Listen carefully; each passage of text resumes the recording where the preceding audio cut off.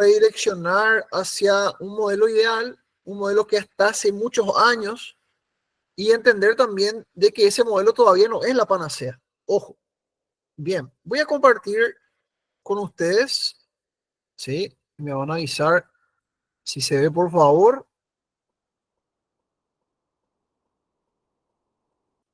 Sí, se ve bien, profe.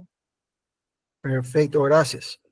Bien, entonces voy a ir pasando, ¿ok? Y vamos a hablar un poquito del dolor y el contexto sociocultural. En este sentido, es muy interesante de entender que el ciudadano común, cuando hace una consulta, no la hace por un dolor leve. Es muy raro que al consultorio o a la consulta llegue un paciente con dolor leve. Vienen ya porque literalmente no dan más, porque literalmente están buscando soluciones. A pesar de que en Paraguay ya el kinesiólogo es personal de primer contacto, eh, aún son muchas las personas de que tienen esa necesidad de tener una orden médica para trabajar, cosa que ya no es necesaria. O también tenemos que entender que a nosotros, obviamente, nos enseñan dentro de las bases identificar los tipos de dolor en función al tiempo, en agudo y crónico. Y creemos que esa clasificación en función al tiempo ya lo define todo. El agudo es el reciente, el alarmante, y el crónico es el que se establece después de semanas o meses. Pero en realidad, el crónico es más que eso. Por ende, el crónico tiene que tener un abordaje totalmente diferente a un componente ya sea nociceptivo o neuropático. Muy bien. Entonces, principalmente hablando a nivel global, 1 de cada 5 personas tiene ausentismo laboral y discapacidad asociada al dolor. Por ende, el dolor es la consulta más frecuente que nosotros tenemos dentro de nuestro accionar como fisioterapeutas. El problema principal está en que dentro de la profesión, si bien nos dan los fundamentos y principios biológicos, fisiológicos y fisiopatológicos del dolor, no olvidamos de concatenar eso con las actitudes y aptitudes del profesional fisioterapeuta para enfrentar ese dolor. En otras palabras, fuimos formados en un modelo que, con sus luces y sus sombras, sigue siendo aún el modelo preponderante de la atención sanitaria en Paraguay, que es el modelo biomédico. El modelo biomédico se reduce simplemente a un modelo de causa-efecto. ¿Te duele? Porque te lastimaste. Punto. No integra ningún tipo de componente de la persona, no integra ningún tipo de elemento externo o intrínseco a la persona. Si te duele, fue por una lesión. Hay que buscar qué lo ocasionó. Y la migración lenta y paulatina que estamos teniendo hacia el modelo biopsicosocial es básicamente el integrar a la persona como tal. Si observamos la definición de persona, una persona es un ser biopsicosocial. Si observamos la definición de salud, salud es el completo bienestar físico, mental y social y no solo la ausencia de enfermedades. Definiciones que probablemente la mayoría de nosotros no aprendimos en la universidad porque ya las habíamos aprendido en el colegio o probablemente las memorizamos en el colegio. Pero esas definiciones están correctamente integradas. Ahora, si la persona es un componente biopsicosocial, si la salud se define como un completo bienestar físico, mental y social, pues ¿por qué no hacemos eso en nuestros tratamientos? ¿Por qué no abordamos al paciente desde esa esfera más globalizada? Bien, entonces, el modelo clásico biomédico nos presenta una lesión tisular, esa lesión es captada por nociceptores y se manda una señal de dolor al sistema nervioso central.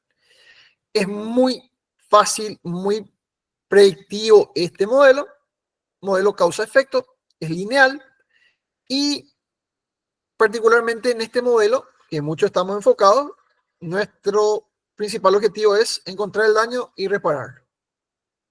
A partir de aquí, empezamos a sobrepensar un poquito este modelo y podemos observar muchas cosas. El modelo biomédico nos dice de que a mayor daño a la estructura, pues mayor tiene que ser necesariamente la señal enunciativa. Y si nos llevamos por esto, muchos de nosotros habremos tenido pacientes con múltiples hernias discales, muy extrusas, con mucha invasión de contenido neurológico, pero que denotaban una pequeña molestia. En cambio, también hemos recibido muchos de nosotros pequeños, o sea, pacientes con pequeños abombamientos discales que piden, por favor, por poco y nada más te piden, por favor, que hagas algo porque ese dolor es más insoportable. Finalmente, que nosotros decimos que cuál es la retroalimentación que le damos al paciente que te viene con un abombamiento discal muy ligero, pero con una repercusión de dolor muy alta según el paciente. Pues indicamos que el paciente probablemente está exagerando su lesión. Y es el primer error del modelo biomédico. ¿Sí? Bien. Entonces, ¿qué se intenta hacer a partir del modelo biomédico? Buscar al culpable. Priorizamos siempre la evidencia en cuanto a imágenes, principalmente. Tenemos una estructura muy lesionada según una imagen, pero que no se correlaciona con la funcionalidad del paciente o con el dolor del paciente. Entonces, particularmente esto también genera un componente de mala interpretación de parte del paciente. ¿Sí? Hoy en día, gracias a los ensayos clínicos, a los estudios randomizados, a los metaanálisis, tenemos que el tamaño de una hernia no es significativo de dolor o de mayor dolor. Y también tenemos la posibilidad de reversión de la hernia. Pero ahí vamos justamente un poquito en contra inclusive de lo que es la fisioterapia o la medicina, ¿verdad? Porque algunos estudios refieren de que posterior a una hernia, si es una hernia relativamente grande, el proceso de reintegración de esa hernia, ¿sí? De restablecimiento de esa hernia, con tratamiento médico, farmacológico, con tratamiento quirúrgico, con tratamiento fisioterapéutico, en promedio va a durar 6 a 8 meses, que va a ser lo mismo que sin tratamiento, ¿sí? O sea, es algo que va en contra, pero es solamente en función del tiempo. No estamos hablando de la sensación de bienestar del paciente. Bien, entonces, muchas veces un paciente se va a hacer un chequeo y se encuentran cosas en formas casuales.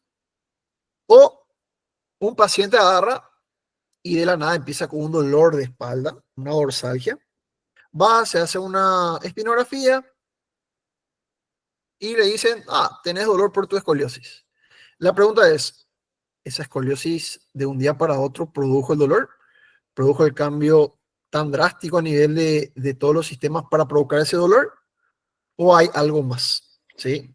Una patología no puede condicionar jamás un diagnóstico funcional.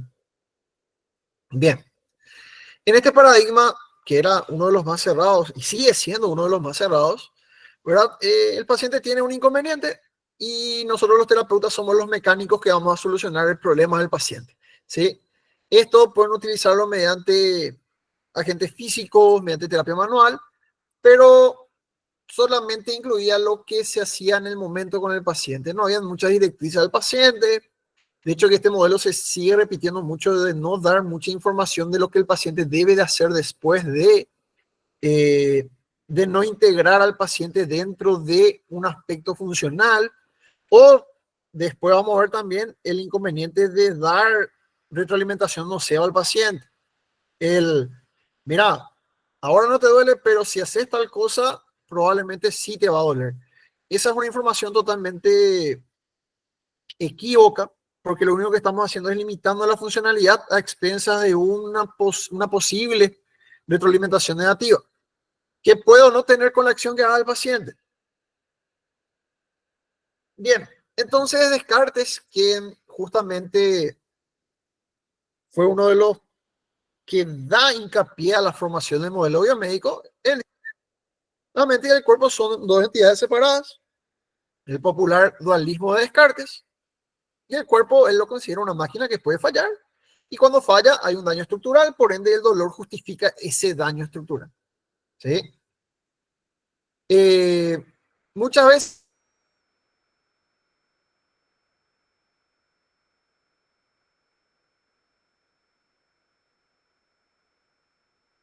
inclusive,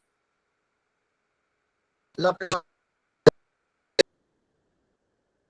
Vamos a ver entonces cómo un posible caso clínico ficticio, ¿verdad?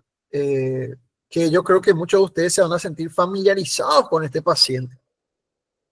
Doña María, contadora, 45 años, dolor lumbar hace 6 meses, resonancia magnética, discopatía degenerativa, con una pequeña protrusión, pero coincide que el médico tratante le dijo, sí, tenés una hernia de disco. Bien, gracias a la masificación de la información, nuestro paciente va a buscar lo que es una hernia de disco. Y lo primero que va a encontrar es neurocirujanos que la operen. ¿Ok? Cuando nosotros hablamos de hernias, a personas que no están dentro del área de la salud, lo primero que hace esa persona es tomarse la cabeza porque lo toma como algo extremadamente grave. ¿Ok? Entonces, bien, hay una protrusión, vamos a hacer reposo, antiinflamatorios y las clásicas y benditas 10 sesiones. Esas 10 sesiones pueden estar enfocadas en terapia manual y en electroterapia. Una observación. En ningún momento estamos diciendo que la terapia manual o la electroterapia no tengan fundamentación científica. Lo que estamos diciendo es que el solo hecho de aplicar esto no va a redundar en una mejora óptima para el paciente. Bien, entonces, ven, esto es lo que aplicamos generalmente en un servicio de fisioterapia, sea del tipo de entidad que sea, y María, nuestro paciente, siente un alivio temporal, pero el dolor vuelve y cada vez la persona se restringe a realizar actividades cotidianas. A la gente que está escuchando la presentación, ¿les parece conocido el caso o algún caso similar? Muchísimos. Muchísimos. Creo que es, como dicen los jóvenes, la vieja confiable, ¿sí? Yo tuve pacientes así. Todos tuvimos en algún momento de nuestra vida pacientes así. Bien, El entonces, pan de cada día. el pan de cada día. El famoso doña fulanita, volviste. Bueno, vamos a ver qué pasa con doña María en este caso. Y vamos a intentar desenmascarar las grietas que tiene justamente el modelo biomédico, ¿verdad? En primer lugar, el modelo está limitado principalmente para aplicarse en dolor crónico, porque no puede explicar el porqué del dolor persistente. ¿Por qué sigue doliendo si la curación del tejido en función al tiempo ya pasó? ¿Cómo justifico la aparición de daño si es que estoy diciendo que el tejido se recuperó? ¿Y cómo justifico que haya dolor si no hay daño? En otras palabras, ¿cómo puedo explicar entonces la fisiopatología de enfermedades como la fibromialgia o el SUDEC o el síndrome de dolor regional complejo? ¿Y cómo explico la variabilidad individual? Y esto es un clásico. ¿Por qué dos personas con la misma lesión, imaginológicamente hablando, tienen experiencias de dolor tan diferentes y niveles de función tan radicalmente diferentes? Entonces, con estos tres elementos, el modelo biomédico queda básicamente desplazado del abordaje del dolor crónico. Y parece nuevo, quizás muchos ni siquiera lo escuchamos en la facultad, el modelo biopsicosocial. ¿Sí? Un psiquiatra, Engel, en el 77, propone justamente el modelo biopsicosocial y él argumenta que para entender el sufrimiento o padecimiento de una persona hay que entender la biología de la persona, su psicología y en el contexto social que ésta se desarrolla. Bien, entonces, en el modelo BPS no solamente intenta fundamentar el dolor como una señal de daño, sino como una experiencia personal, única, irrepetible y multidimensional, ¿verdad? Entonces, justamente esa experiencia va a tener fluctuaciones porque digamos que las diferentes esferas del modelo tienen una relación dinámica y constante. Vamos a empezar por algo que no solemos tanto pensar. Casi siempre nosotros pensamos en lo biológico en forma directa y punto. Ahora, el paciente, a consecuencia de la lesión que tuvo, dejó de ir a compartir con su grupo social, dejó de hacer su actividad física. El dejar de hacer su actividad física hace que el paciente se sienta emocionalmente comprometido, porque yo antes lo hacía, ahora ya no lo estoy pudiendo hacer. La discapacidad, por más que sea parcial, se vuelve evidencia de esa persona, pero nosotros seguimos, digamos, ignorando todo eso y nos seguimos enfocando en el componente biológico. Bien, un precepto muy importante del modelo biopsicosocial no es que nos vamos solamente a lo psicosocial. La biología sigue estando como eje y se expande hacia el componente psicosocial. Es decir, vamos a verificar lo que podemos observar desde el daño tisular, la percepción del estímulo de dolor, la nocicepción, y ver un elemento clave como es la sensibilización central. Y también vamos a entender de que nuestro sistema nervioso puede volverse hipersensible ante un estímulo, ¿verdad? Y esto puede repercutir en justamente la aparición de un dolor sin un evento que haya sido el generador de ese dolor. El componente psicológico, ¿verdad? Que son elementos sobre los pensamientos, las emociones y los comportamientos. Lo que comúnmente hacemos en esta esfera es preguntarle a nuestro paciente qué tal se siente.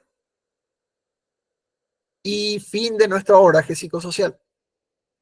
No solemos preguntarle o no solemos aplicar escalas de valoración dentro de un modelo biopsicosocial como la escala de Tampa o la escala del catastrofismo, ¿verdad? Para ver qué realmente el paciente tiene y obviamente si va a ser importante, que entre paréntesis siempre lo es, el acompañamiento de profesionales de la salud mental. Vamos a ver también el componente emocional, vamos a hablar de la pandemia psicoactiva del siglo XXI, ansiedad, estrés y depresión. Por favor, pensemos, ¿qué paciente no viene hoy en día y nos dice que está con dolor por estrés? O inclusive van más allá y asocian a su ansiedad o la depresión. Y de último tenemos los comportamientos del paciente. Muchas veces un paciente viene y fija tantas sesiones con ustedes, X cantidad de sesiones. ¿Ok? Y la parte casi crucial de eso, ¿verdad? Está justamente en que el paciente agarra y de las 10 o 15 sesiones, viene 5 y desaparece. Y nosotros como fisioterapeutas nos preguntamos, intentamos contactar con el paciente, no responde. Y quizás el paciente no está aún preparado para recuperarse. Es decir, el paciente agarra y toma una estrategia de fuga del tratamiento. Y usted me va a decir, pero el paciente estaba mejorando, ¿por qué fugarse el tratamiento? Porque no entendió que esa mejoría no iba a ser total, porque no hubo una conversación real entre el terapeuta y el paciente, porque no hubo una alianza terapéutica real entre el terapeuta y el paciente. Es más, hay muchos pacientes que tienden a sabotear el trabajo de sus profesionales. No en forma consciente, entendamos eso, sino en una forma inconsciente. Bien. Y aparece un elemento que es la kinesiofobia.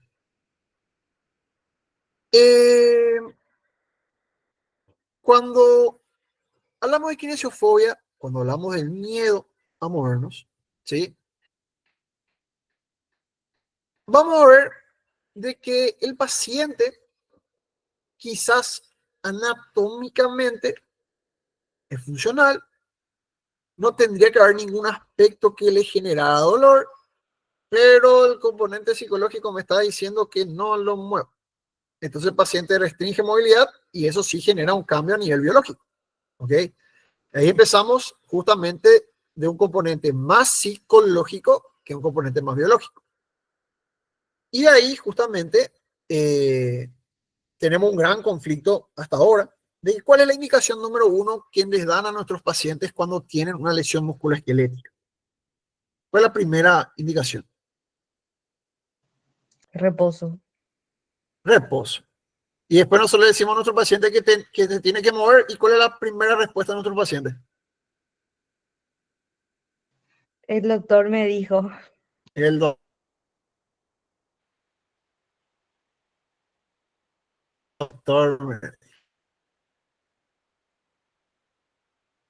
Tener en cuenta que suena muy lindo, ¿verdad? Pero finalmente, ¿qué podemos hacer cuando mi paciente ya viene con una información a la cual está supeditado y yo al intentar dar otro tipo de información, la respuesta es otro profesional de salud me lo dijo?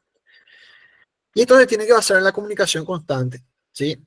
Dar ejemplos, mostrar que, ¿verdad? Evidenciar que el peor inconveniente para nuestros pacientes es el reposo. Bien. Siguiendo, ¿verdad? Con los componentes, el paciente que entra apenas a nuestro consultorio y dice: mi dolor es una catástrofe. Seguramente esto me va a matar, esto va a hacer que yo no pueda caminar más, seguramente nunca voy a volver a jugar un partido de fútbol, ya no voy a poder subir escaleras. ¿Les parecen comunes esas frases?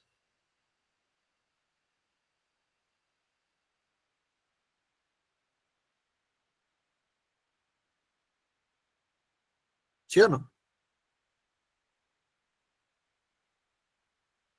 ¿No? ¿Están por ahí? Sí, es muy Sí. común. Demasiado común, Sí. bastante común. Y entonces, ¿qué podemos hacer? El paciente desarrolla eventos como la rumiación, ¿verdad? Que piensan obsesivamente en el dolor, lo retroalimentan, magnifican la sensación dolorosa, ¿verdad? Esto es lo peor que me podía pasar. Una frase clásica: no se lo deseo ni a mi peor enemigo. Y la indefensión, ¿verdad? Independientemente de lo que nosotros estemos haciendo por el paciente tiene la sensación de que nunca va a mejorar. Y esto justamente entendamos que el catastrofismo es uno de los predictores más potentes de la intensidad del dolor y la discapacidad, independientemente de la patología física. Y yo les puedo asegurar que no puedo hablar nunca por todos, pero una gran porción, una gran proporción de kinesiólogos nunca habló de la palabra catastrofismo con nuestros pacientes y nunca aplicó la escala de valoración del catastrofismo en pacientes. Tratamos y gracias. Bien, y finalmente vemos el entorno social, ¿verdad? Ningún paciente vive en una burbuja y siempre la experiencia de dolor está influenciada por su contexto social. El entorno laboral, por ejemplo, su trabajo implica movimientos que teme, tiene el apoyo de sus compañeros y superiores, está de baja laboral, su baja laboral es remunerada o no. Ojo, yo he tenido pacientes que tuvieron una cirugía, le dio indicación y la desesperación del paciente es volver cuanto antes al trabajo. Así también he tenido pacientes que han tenido una cirugía y su desesperación es cuántos días más de reposo vos decís que me van a dar en mi trabajo. ¿Sí? Son dos caras de una moneda totalmente en contra de lo que podemos llegar a encontrar. Luego tenemos la familia y la red de apoyo. La familia sobreprotectora refuerza su discapacidad o, por el contrario, no valían su dolor. La familia le dice a su adulto mayor: no vayas a levantar cosas pesadas. O la familia le dice: vení, te ayudo, vamos a levantar juntos cosas pesadas. ¿Sí? Es muy importante a veces escuchar también el comportamiento de los familiares con nuestros pacientes. Y de último, el sistema sanitario. Lastimosamente, muchos pacientes migran de diferentes sistemas, de un nacional a un privado, de un privado a un nacional, ¿ok? Y aparece un problema, ¿verdad? Que en muchos lugares, si bien podemos decir que hay colegas que están tremendamente capacitados, pero hay colegas que no hicieron un correcto acompañamiento con el paciente. ¿Ok? Entonces, ese colega no es el que va a tener el problema. Los que vamos a tener un problema somos todos. Porque ahí no se dice el licenciado fulanito o sultanito fue el que me hizo una mala fisioterapia. Simplemente nos dicen la fisioterapia no anda para estas cosas. ¿Ok? ¿Y quiénes salen perdiendo? Primero que nada, y lo más importante, el paciente. Y segundo, nosotros. Porque la persona deja de creer que la fisioterapia es necesaria para su proceso de rehabilitación. Bien, y luego tenemos otro elemento, la cultura, ¿verdad? Hemos tenido también muchos pacientes que en función a su cultura tienen creencias muy arraigadas, las cuales no podemos atacar porque uno de los preceptos que debe tener un profesional es, independientemente del conocimiento que éste tenga, respetar las creencias y respetar la cultura del paciente. ¿Ok? Es interesante entender y evitar choques con la terapéutica en función a la cultura. ¿Sí? Muchas veces vemos que la cultura puede ser un limitante, ¿verdad? Para la aplicación terapéutica en función a la evidencia. Yo tuve un esguince ahora y me pusieron salmuera con agua caliente. Culturalmente es algo que se transmitió, pero no se transmitió en forma adecuada. Yo como no es lo más recomendable. Culturalmente se nos enseñó que cuando teníamos una lesión teníamos que, opción 1, vendarnos, opción 2, usar una férula, opción 3, enyesarnos. ¿Cómo le explicamos hoy en día a los pacientes que traen esa cultura, aunque eso ya tuvo un cambio? Bien, visto a nuestra paciente con la que iniciamos el día de hoy, ¿verdad? El caso de María, vamos a hacer lo mismo, ¿verdad? Vamos a hacer lo mismo, pero desde el modelo, pero biopsicosocial. Bueno, bien, María efectivamente sí tenía una discopatía. Básicamente da el ejemplo de que es como un pequeño, una pequeña mancha más al tigre, ¿verdad? Puede tener algunas arrugas, normal con la edad, y lo que estamos detectando es una probable sensibilización central. Hay un índice, un indicador, ¿verdad? Que justamente es el índice de sensibilización central, que es una escala que debemos de aplicar a nuestros pacientes. Bien, paso al siguiente nivel, que es el psicológico, y la paciente María tiene mucho miedo a moverse, ¿sí? Y hay mucho catastrofismo de parte de ella, se va a quedar en silla de ruedas. Aplicamos la escala de kinesiofobia, finalmente lo social. El médico le dijo que no haga esfuerzo. Su pareja le saca las actividades y las hace todas, y lo que se hace es reforzar el rol de paciente enfermo. Esto es hasta simpático, ¿verdad? Porque hay pacientes que con esta misma lesión antes se levantaban para dar el control de la tele y ahora le dicen, no, quédate quieto, yo te alcanzo el control.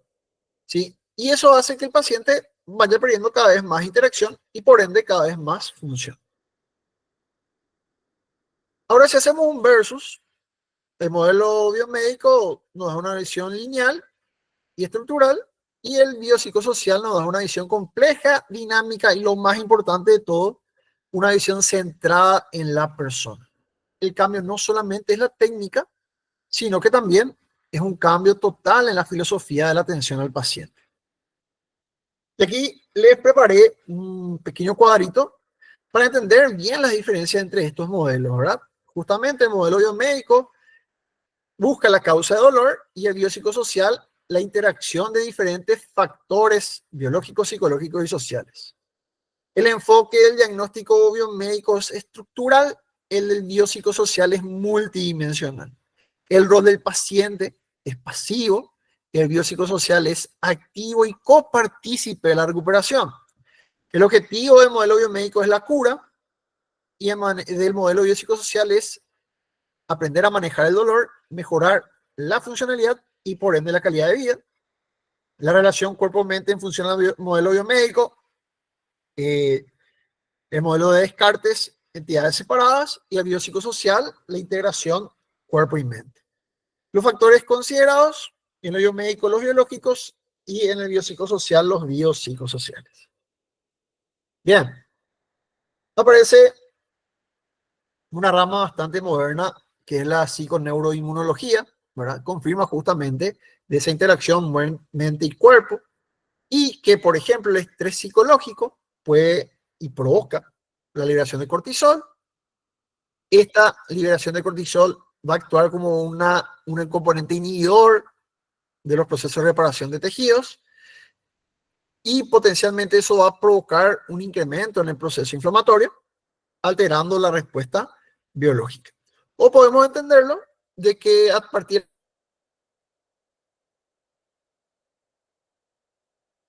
del ejercicio físico,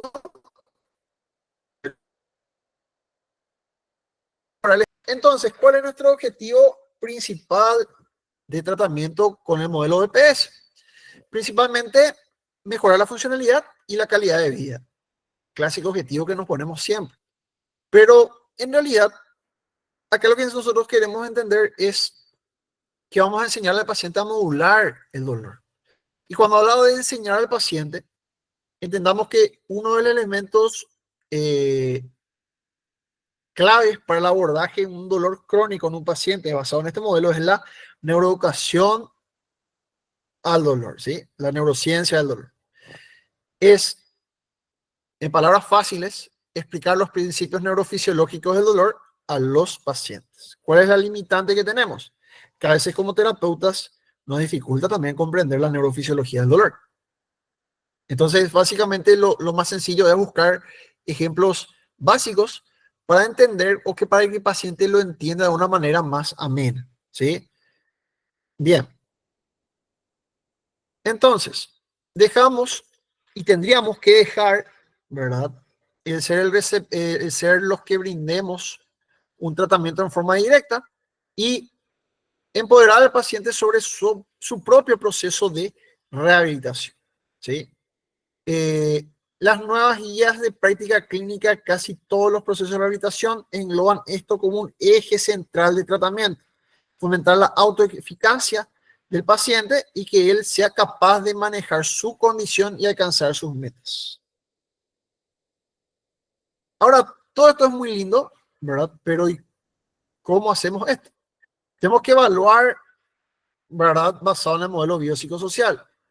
Muchas veces nuestra evaluación del dolor es muy escueta, muy pequeña.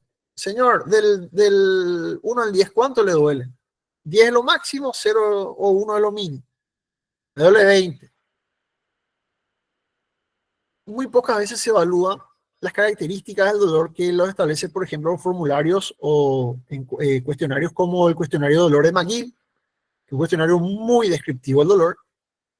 También usar cuestionarios validados, que estos se tienen que aplicar gradualmente, no es necesario que sean en la primera sesión, pero sí gradualmente. La escala de catastrofismo, la escala de Tampa, el índice de discapacidad por dolor, y englobar este elemento, ¿verdad? Enfatizar que la función es el elemento crucial al momento de realizar la evaluación física, ¿sí? Tenemos que ver qué el paciente puede hacer y qué el paciente está limitado por hacer. Y ahí de vuelta vemos el concepto de la neurociencia del dolor. Particularmente el paciente tiene que entender cómo funciona el dolor. Esa interpretación ayuda a que el paciente pueda tomar herramientas propias y que él mismo sepa qué está ocurriendo en ese momento. ¿Para qué hacemos este concepto nuevo? Particularmente es para que el paciente realice una reorganización y un remapeo de lo que significa ese dolor. Entonces, que el paciente no se preocupe, ¿verdad? Constantemente por lo que está percibiendo, ¿verdad? Y que vea que eso puede estar vinculado no solamente a una lesión inicial, sino a un componente sobreprotector de esa lesión.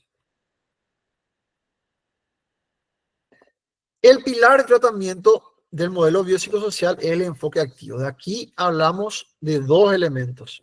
El primer elemento es el ejercicio terapéutico con su prescripción, Lo ideal es siempre manejarse con las guías de del Colegio Americano de Medicina del Deporte, quienes establecen los criterios FIT para cada tipo de patología posible, los criterios FIT, frecuencia, intensidad, tiempo y tipo. Y de ahí también englobar justamente lo que es la exposición gradual de movimiento, que hace unos años atrás recibía otro nombre, se llamaba exposición gradual al dolor. Y de hecho que al recibir ese nombre como que ya estábamos diciendo al paciente, te va a doler. Entonces hicieron una revisión y cambiaron el nombre a exposición gradual al movimiento. Entonces empezamos por debajo de la línea o de la capacidad irritable del paciente y se progresa lentamente, siempre buscando la funcionalidad. El objetivo siempre es dar al sistema nervioso central la señal de que un movimiento es seguro y que eso va a reforzar el inhibir la señal dolorosa. Ahora, la terapia manual es una herramienta sumamente importante, pero no puede ser considerada una cura pasiva, ¿sí? Simplemente con la terapia manual vamos a facilitar el movimiento que el propio paciente va a ejecutar. No voy a hacer más que eso. Para ir cerrando, justamente es interesante hablar de lo que es el vínculo terapéutico y la alianza terapéutica. Ningún tipo de tratamiento va a funcionar si no hay confianza y empatía. Y con esto hablamos de la alianza terapéutica. Es importante que el paciente, ¿verdad?, se sienta comprendido. En Estados Unidos, por ejemplo, el paciente, o sea, los terapeutas, perdón, tienden a parafrasear muchísimo lo que le dice el paciente. Por ejemplo, el paciente le dice, estoy con un dolor que no me deja dormir. Entiendo, señor, que el dolor le quita el sueño. Entonces el paciente, al tener esa retroalimentación en función a un parafraseo, se siente comprendido, ¿sí? Y es sumamente importante cuidar el lenguaje noceo, ¿verdad? Tenés un disco desgastado, tu columna es inestable, el daño que tenés es irreversible, mira que si levantás esto te vas a herniar de vuelta, mira que si no te levantás por fases vas a generar otra lesión, mira que se viene una contractura. Ok, cuidado con eso, ¿verdad? Más que nada, cuidado con las definiciones que vamos a dar a nuestros pacientes. Bien. Y bueno, finalicemos con María, ¿verdad? ¿Qué hicimos con María? Cambiamos de la clásica colocación de agentes físicos y un poquito de ejercicio a, primero que nada, la educación. Explicarle que esa resonancia magnética, si bien mencionaba la zona o región donde ella estaba afectada, la gravedad de su cuadro no estaba vinculada a eso. La exposición gradual del movimiento como elemento fundamental, el enfoque funcional, ¿verdad? Ella quería, por ejemplo, volver a estar con sus hijos, volver a disfrutar el tiempo lúdico con sus hijos. Y el resultado, bueno, a partir de 8 semanas, ya María perdió el miedo, volvió a trabajar y recuperó su calidad de vida. Entonces, cambiamos nosotros nuestro rol. Pasamos de ser reparadores y nos permitimos, ¿verdad? Nos permitimos ser entrenadores del paciente. El entrenador tiene que tener criterios y esos criterios tienen que estar basados siempre en la evidencia. El tema está en que nuestros pacientes nos sigan como entrenadores y sigan nuestras orientaciones, ¿sí? Pero tampoco está en no condenar al paciente por no hacerlo, porque ahí estamos justamente provocando un efecto nocebo. Bien. Para cerrar estas 4 ideas fundamentales de lo que vendría a ser el dolor y su contexto sociocultural, siempre el dolor debe considerarse una experiencia biopsicosocial. No hay forma de explicar que el dolor solo sea físico. La historia del paciente es clave. Hay pacientes que creen que el dolor de rodilla le empezó porque a los 5 años se cayó de la bici, ¿verdad? Y nunca quedó bien luego de esa rodilla. Bien, escuchen eso. El objetivo es la función, ¿verdad? No, el objetivo no es directamente disminuir en sí un punto o 2 en la escala de dolor, sino que recupere función. Al recuperar función, se corta el ciclo de reposo-dolor y obviamente el dolor también va a ser o va a tener una percepción diferente. Es importante también aquí inculcar estímulos variados para salir de ese ciclo doloroso. Estímulos visuales, auditivos, táctiles van a ser muy interesantes para abordar al paciente con dolor crónico. Y cerrar siempre con educación y ejercicio activo como los ejes fundamentales del tratamiento basado en el modelo biopsicosocial. Dar al paciente las herramientas cognitivas y las herramientas asociadas al movimiento para que logren resultados a largo plazo. Generalmente yo siempre le digo a mis pacientes, un gusto haberte conocido, pero por esto ya no quiero verte más. Si me querés visitar por otra cosa, bienvenido sea. Pero lo ideal es que el paciente vuelva a tomar su vida como propia, que no sea dependiente de nosotros. Muy bien. Y estas son algunas de las referencias que utilicé justamente para la confección de esta presentación. Por su atención, muchísimas gracias. La herramienta más eficaz para tratar el dolor es nuestra capacidad de escuchar, entender y empoderar a la persona que lo sufre. Muchas gracias.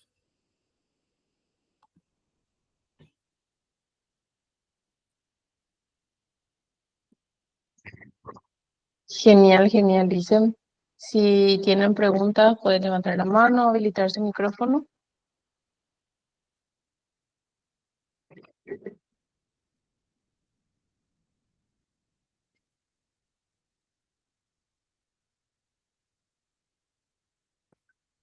No sé si está habilitado el chat también. Sí, también. También está habilitado el chat.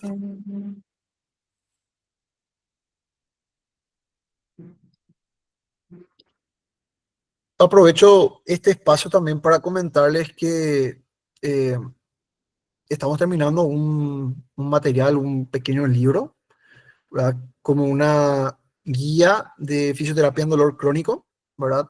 Una guía que va a incluir de los conceptos básicos de dolor los más actualizados posibles y elementos que le van a servir justamente para, digamos, poner en práctica todo esto que estamos mencionando en la presentación del día de hoy.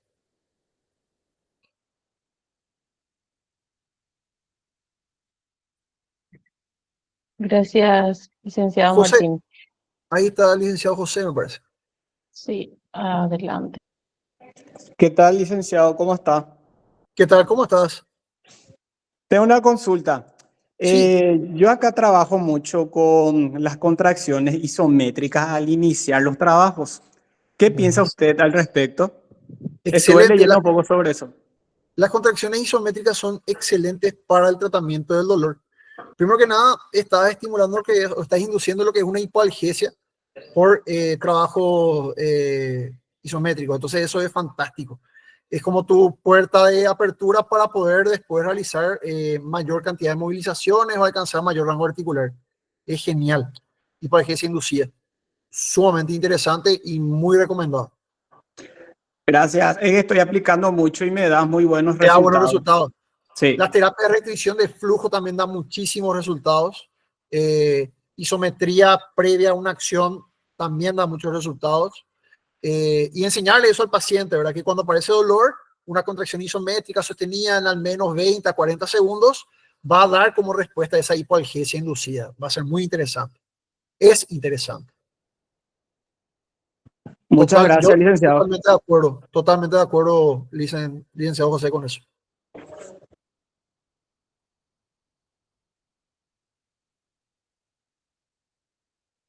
Bueno.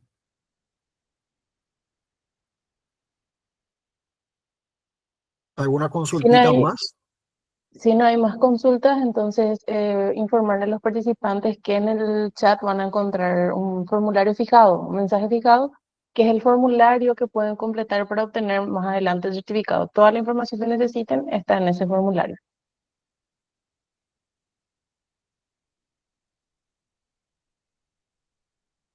Y bueno, como decía un profe mío, o se entendió todo o no se entendió nada.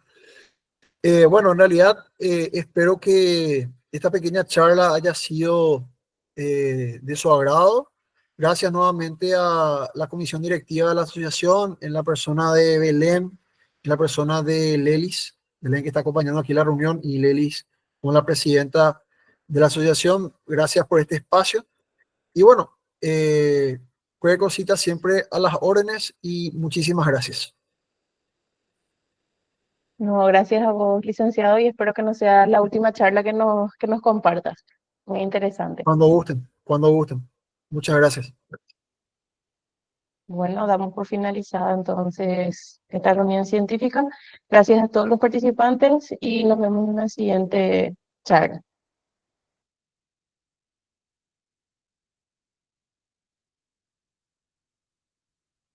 Hasta luego.